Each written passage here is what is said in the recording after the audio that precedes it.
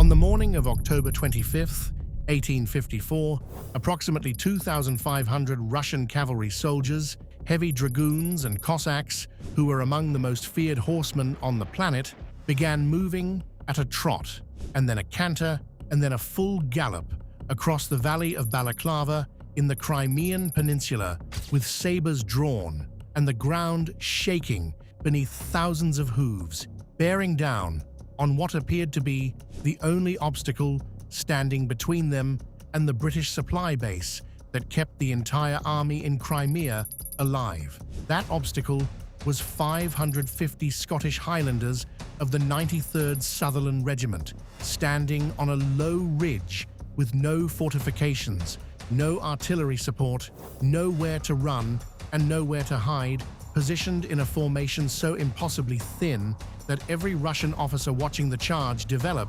believed these men would break and scatter within seconds of contact, because every military manual of the era stated with absolute certainty that infantry caught in the open by charging cavalry had only one chance of survival, forming into a hollow defensive square with four walls of bayonets presenting outward to create a barrier that horses would not cross. The commander of these 550 Highlanders was a 62-year-old Scottish general named Sir Colin Campbell, the son of a carpenter from Glasgow who had risen through 50 years of continuous combat across 4 continents in an army that was designed to prevent men like him from rising at all. An officer who had been passed over for promotions that went to younger men with wealthier families, who had watched less experienced commanders receive the recognition he deserved, and who had spent half a century learning through the bloodiest classroom in the world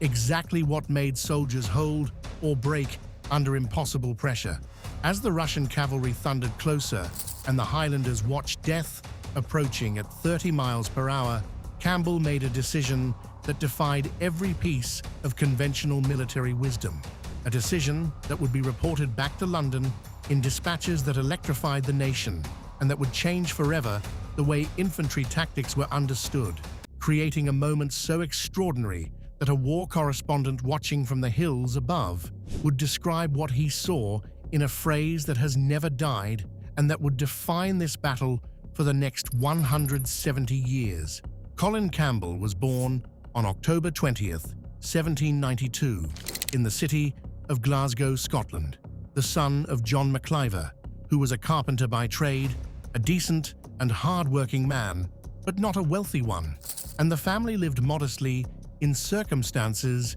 where a military career for young Colin would probably have remained just an idea were it not for a fortunate connection. Colin's maternal uncle was Colonel John Campbell, an officer of some distinction in the British Army, and it was this uncle who opened the first door by arranging for young Colin to take the name Campbell rather than MacIver, a practical decision in a British Army culture that favoured Scottish clan connections, and using what influence he had to secure the boy a commission as an ensign in the 9th Regiment of Foot in May of 1808, when Colin Campbell was 15 years old. The year he received his commission was the year the Peninsular War began in earnest. The conflict fought between 1808 and 1814 across Spain and Portugal that pitted British, Portuguese, and Spanish forces against Napoleon's armies in a war of extraordinary savagery where soldiers died not just in battle, but from disease, starvation, heat, cold, and sheer exhaustion in numbers that dwarfed the battle casualties. Campbell arrived in the peninsula in 1808 and saw his first serious action almost immediately at the Battle of Vimiero in August of that year, experiencing for the first time as a 15-year-old ensign what it meant to stand under fire. And something in young Colin Campbell did not break, he did not run, he did not freeze, but instead watched what was happening around him with a focused, analytical attention that would become one of the most distinctive features of his military personality. Over the next several years, Campbell fought at Badajoz, one of the most infamous and brutal sieges of the entire war, where British troops stormed fortifications in darkness, and thousands died in the breaches before the fortress fell. At San Sebastian, at the Battle of the Nivelle, at the Battle of the Nive, and in the final campaign into southern France, as Napoleon's power collapsed. By the time the Peninsular War ended, Colin Campbell was 21 years old and had experienced more genuine frontline combat than many soldiers twice his age. But what distinguished him from hundreds of other young officers who came through that experience was that he learned from it, watching the men around him and noticing what made soldiers break under pressure and what made them hold, observing the relationship between an officer's behavior under fire and the behavior of the men who followed him, understanding at a deep level that the most important resource on any battlefield was not ammunition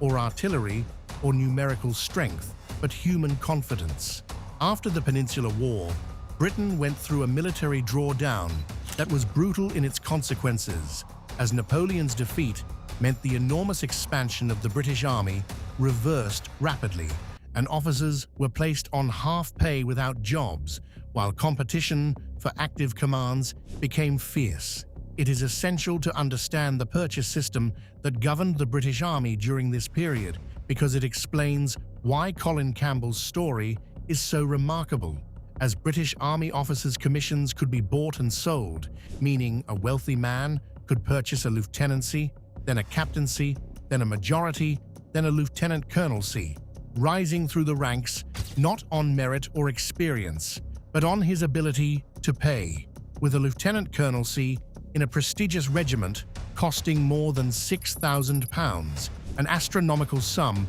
for the era. For a man like Colin Campbell, whose uncle had managed to get him his initial commission, but whose family resources were essentially exhausted at that point, this system was a constant ceiling because he could not buy promotion and had to earn it in a system that was often more interested in gentlemanly breeding than battlefield competence. He was passed over for promotions that went to younger men with richer families, watched officers with a fraction of his experience receive commands he deserved, and for years, the gap between what he was capable of and what he was allowed to do was a source of deep frustration. But the Empire kept finding uses for him because when a fight was genuinely difficult and dangerous, it was men like Colin Campbell who got called upon. In 1823, Campbell sailed to North America, serving in Nova Scotia and New Brunswick. In 1826, he was posted to Gibraltar, and then he was sent to China in 1842 for the First Opium War, where he fought along rivers and fortified cities against an enemy whose military organization was very different from anything the British Army had encountered in Europe, commanding his regiment with the meticulous attention to soldier welfare and readiness that he had been developing for decades. Then India came calling, and Colin Campbell found himself in the conflict that would establish his reputation as one of the most gifted frontline commanders in the British Army, the First Anglo-Sikh War, fought between 1845 and 1846, that pitted British and Indian forces against the Sikh Empire of the Punjab, arguably the most formidable military power on the Indian subcontinent. The Sikh army, known as the Khalsa, was a genuinely modern fighting force trained along European lines, equipped with excellent artillery and led by experienced commanders who had no illusions about what they were doing. And this was not a colonial police action, but a full-scale war against a professional army that in several engagements came within a hair's breadth of inflicting catastrophic defeat on the British. Campbell commanded the 3rd Infantry Brigade and showed at the Battle of Chilianwala in 1849 during the Second Anglo-Sikh War the qualities that made him genuinely exceptional, as Chilianwala was something close to a disaster for several British units, with multiple regiments breaking under fire and fleeing the field. But Campbell's brigade did not break because under his command, his men held their ground, maintained their discipline, and provided the anchor around which the shattered British force could reform.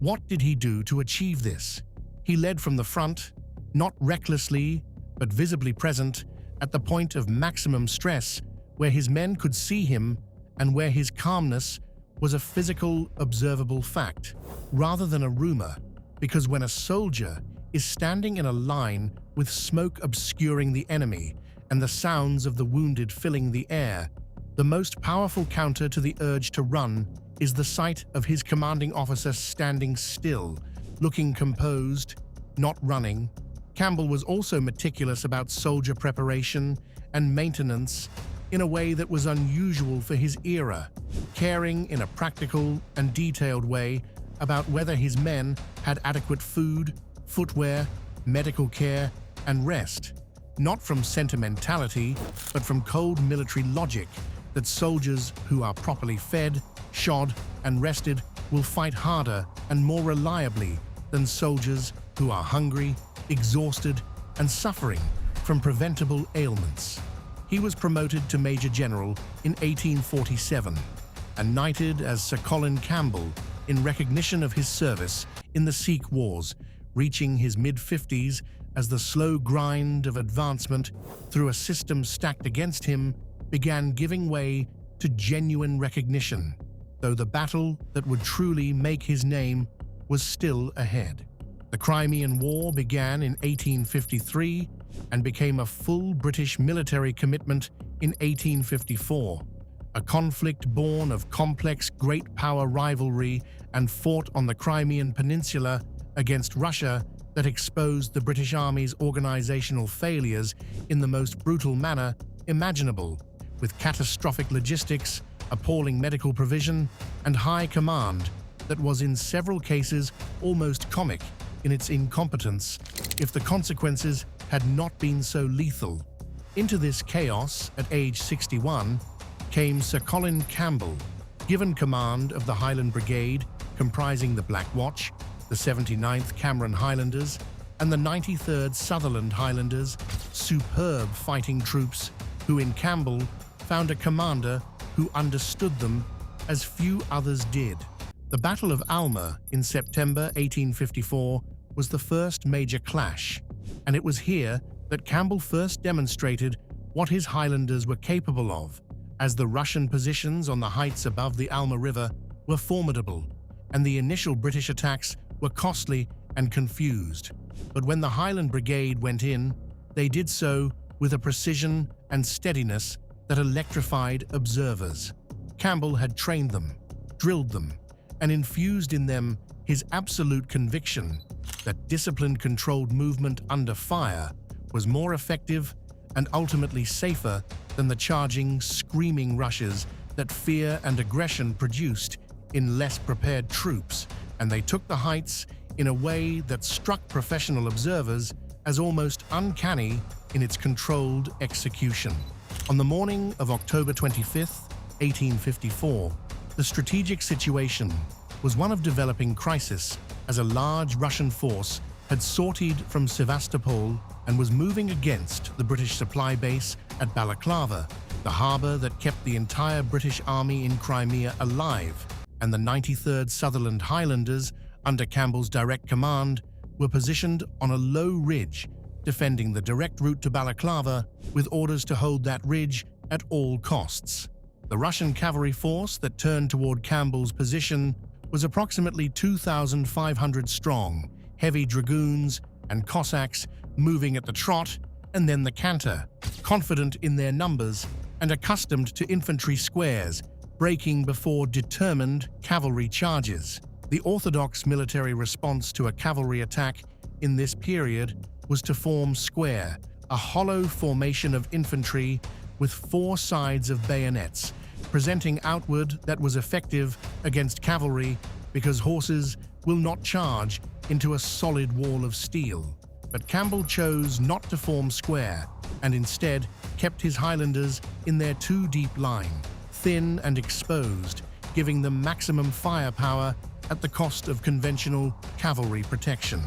The physical and psychological courage this required, both from Campbell and from the men who trusted his judgment with their lives, is almost impossible to fully convey, because a cavalry charge in the 19th century was not simply a tactical problem, but a psychological assault of extraordinary intensity, with the sight of several thousand horsemen bearing down at full gallop, the sound of their hooves shaking the ground, the visual impression of an unstoppable force reaching into the most fundamental survival instincts of every human being who experienced it. Campbell knew that the only defense against this was not a particular formation, but a particular quality of relationship between soldiers and their commander, the absolute conviction rooted in years of shared experience that the man in front of them knew what he was doing, and he walked his horse in front of the two thin ranks of Highlanders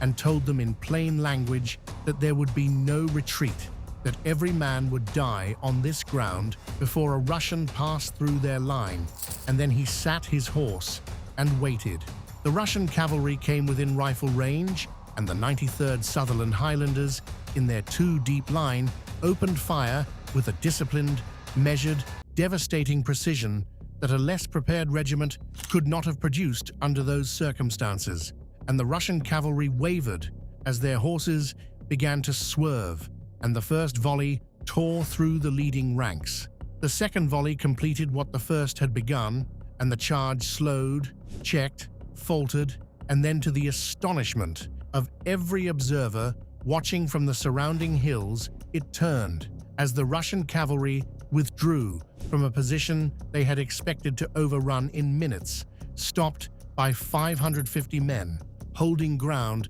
that thousands of horsemen could not break. A correspondent for the Times, named William Howard Russell, the first great modern war journalist, described what he had seen as a thin red streak tipped with steel, the thin red line, and the phrase has never died, because what this moment represented beyond its immediate tactical significance was a demonstration that disciplined, accurate infantry fire, delivered by soldiers who trusted their commander completely, could stop a cavalry charge that conventional defensive formations could barely have matched. Campbell had not made a reckless gamble, but a precise calculation based on his knowledge of his men, his understanding of what their rifles could do at that range, and his absolute faith in the relationship he had built with the 93rd over years of meticulous preparation. The Crimean War continued through the catastrophic winter of 1854 to 1855 and ended with the Treaty of Paris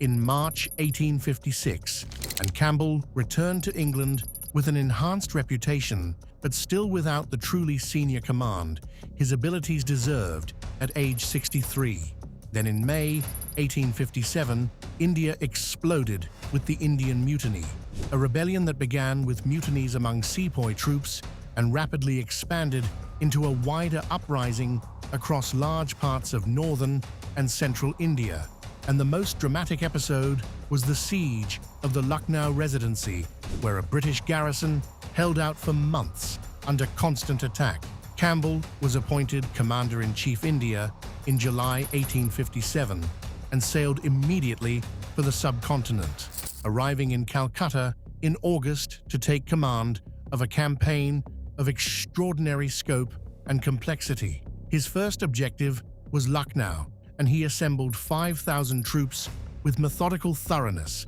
setting out from Cawnpore in November 1857 and fighting through intense urban combat to reach the Residency on November 17, 1857, where the garrison that had held out for 87 days under unimaginable conditions was finally relieved in a moment that everyone who witnessed it described as overwhelming. Campbell organized the final recapture of Lucknow in March 1858, a massive, carefully coordinated operation that he insisted on preparing properly over the objections of subordinates who wanted to rush the attack, and his insistence on preparation over speed saved thousands of lives as the battle was executed with a coherence that made British casualties a fraction of what they would have been. In recognition of his services, he was elevated to the peerage as Field Marshal Lord Clyde, taking his title from the river that ran through his native Glasgow, and the carpenter's son from the streets had become a field marshal of the British Army, the highest rank it was possible to hold. He returned to England and lived in quiet retirement, a man who had spent 50 years doing things rather than talking about them. And he died on August 14th, 1863, at Chatham, Kent, at age 70, buried in Westminster Abbey among the greatest soldiers England had ever produced. His legacy extended far beyond the thin red line, as he demonstrated that the qualities determining whether soldiers fight or run, whether plans succeed or collapse, whether campaigns are won or lost, have nothing to do with birth, showing across 5 decades of continuous service that a man who came from nothing could achieve everything through talent, determination, and absolute dedication to the soldiers he led. If you enjoyed this video, hit the like button and subscribe for more history content covering wars, revolutions, and events that shaped the modern world.